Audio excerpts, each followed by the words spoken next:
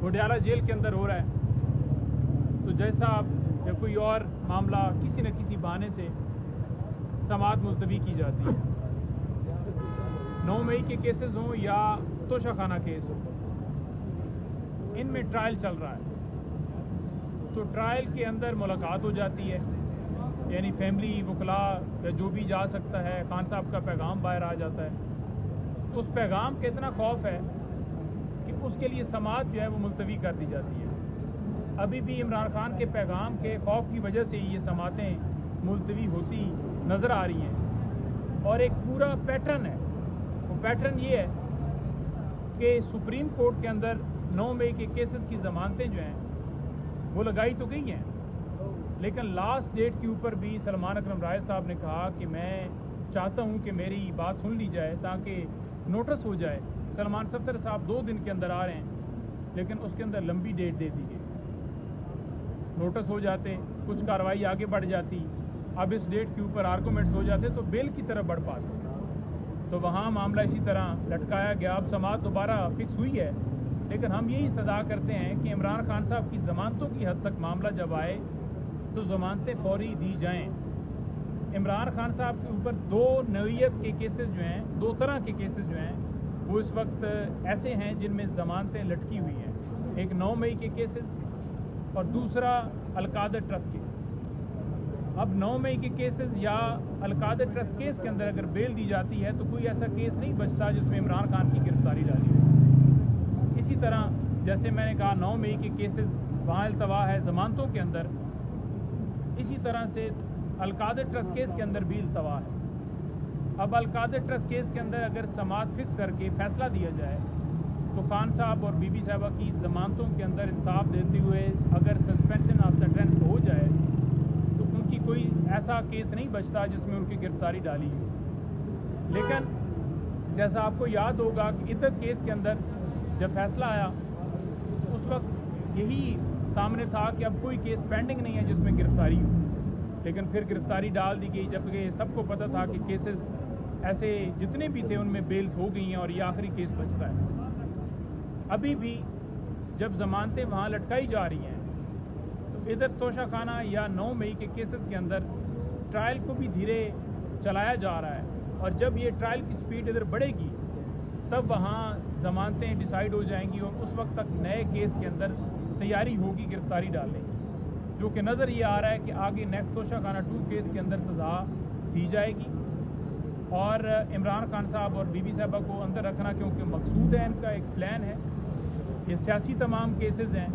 तो एक पैटर्न जो है वो डिसाइड किया गया है। एक और चीज़ मैं ऐड कर दूं कि जब आपने सज़ाएं देनी है, जैसा आपको पता है कि 9 मई के केसेस के अंदर फैसलाबाद या सरगोदा या लाहौर के अंदर समाअतें जब चलती रहीं तो रात 12-12 बजे तक 2-2 बजे तक समाअत भी देखने को मिली। फैसलाबाद की तस्वीर आपके सामने एक आई होगी, 2:30 बजे समाअत हो रही। अभी लाहौर के अंदर भी जो कोट लखपत जेल के अंदर ट्रायल किया गया है उसके अंदर भी रात 12-1-2 बजे तक समाअत जारी रही। तो जब आपने सज़ाएँ देनी हो तब इंसाफ के दरवाजे जो हैं वो रात को सज़ा देने के लिए 2-2 बजे तक खुले रहते हैं, बैठे रहते हैं। लेकिन जब ज़मानतों का मामला हो तो जज साहब या बीमार हो जाते हैं या छुट्टी पर चले जाते हैं या कोई और मामला हो जाता है, या वो कहते हैं कि नेक्स्ट वीक के अंदर हम डेट लगाते हैं और फिर बाद में पता चलता है कि ऊपर से कोई मैसेज आ गया तो वो डेट नहीं लग रही। तो हम तो ये फेस कर रहे हैं और इंशाअल्लाह ताला करेंगे इस मुल्क की खातिर, लेकिन जो लोग इसके अंदर मुलव्वस हैं,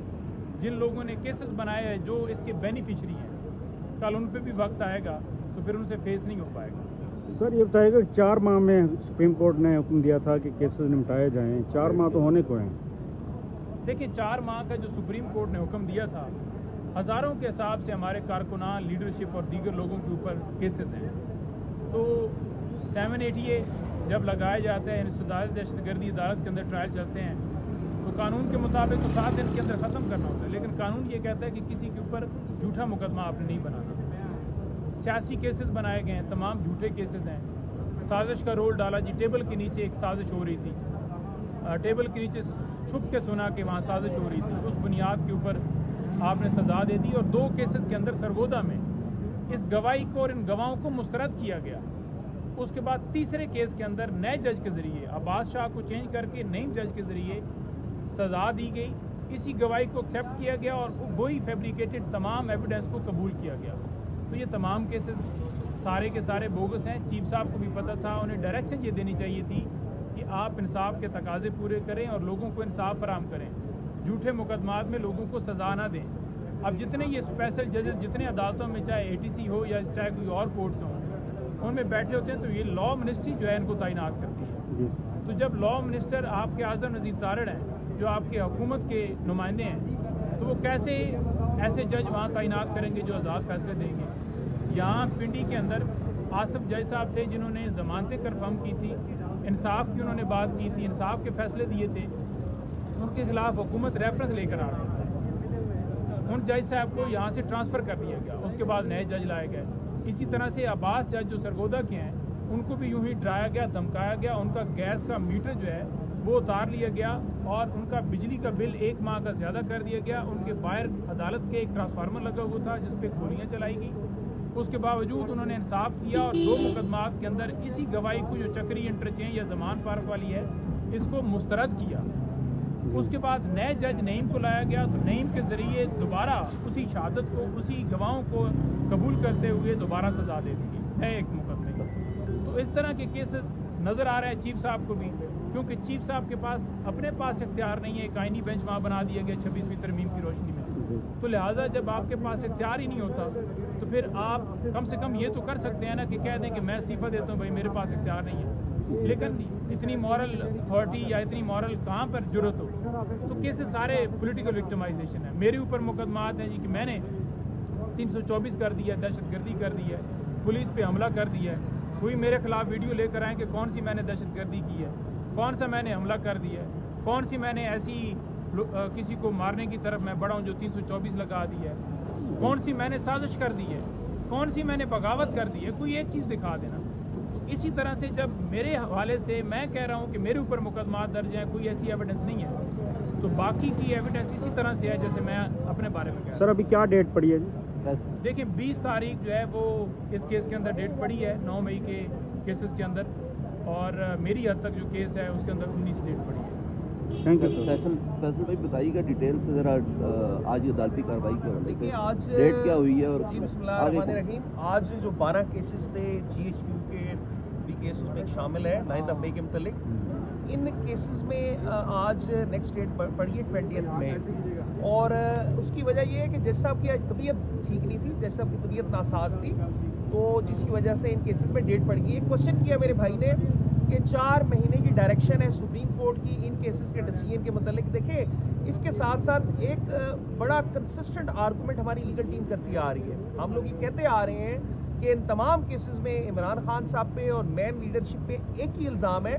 اور وہ الزام ہے ابیٹمنٹ کا، سازش کا، اور اس سازش کے الزام پہ ایک ہی مقدمہ درج ہو سکتا ہے، اور ایک مقدمہ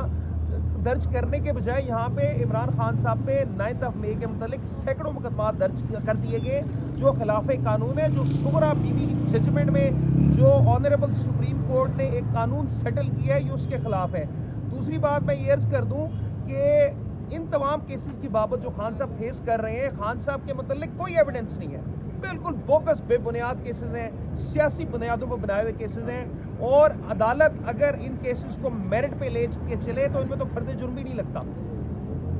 جی سر یہ بتائیے گا کہ جو ملزمان وہ پیش نہیں ہو رہے، ضمانتیں خارج ہو چکی ہیں، اور جبکہ پراسیکیوٹرز ہیں وہ یہ کہتے ہیں کہ یہی لوگ